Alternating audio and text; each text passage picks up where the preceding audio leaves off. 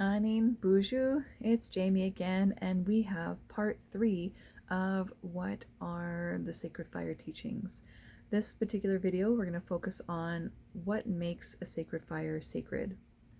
So, from the start, when we go to make that sacred fire, we start with our sema, our tobacco, just like that.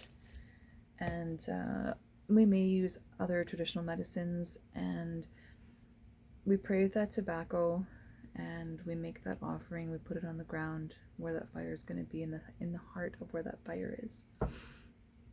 And you're asking for all the things that ceremony is going to be when you're actually starting to build up that fire. And we build up that fire in a particular way. There's a lot that can be said about a person who takes the time and takes the effort to really make the little teeny tiny matchsticks and uses just one piece of birch bark. Certain ceremonies you actually only get one match, and some teachers are very particular, they're very strict. Some say that you cannot go past that, and if that fire doesn't go, that ceremony is not going to happen. And so, not that it's like super big pressure, but it's pressure.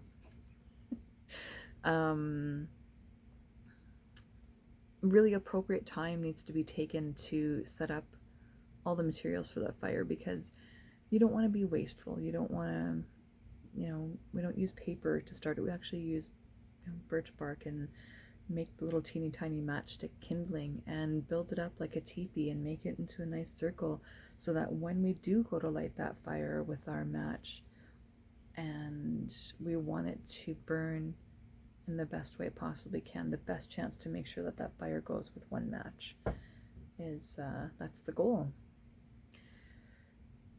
The way that sacred fire is taken care of, and all the space around it.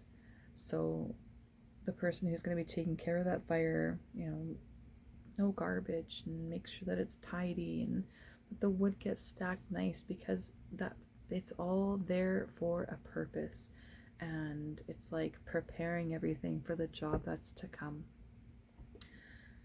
And some people have specific teachings on what wood that they are allowed to use, or at this ceremony you'll use this kind of wood, at this ceremony you'll use this kind of wood. Really though, it's usually clean wood, which is not treated, not garbage. We're not using paper to start that fire. You're using a natural material as possible, just birch bark. So those are the best things I can think to share of what makes a sacred fire sacred. Stay tuned for part 3. See you again.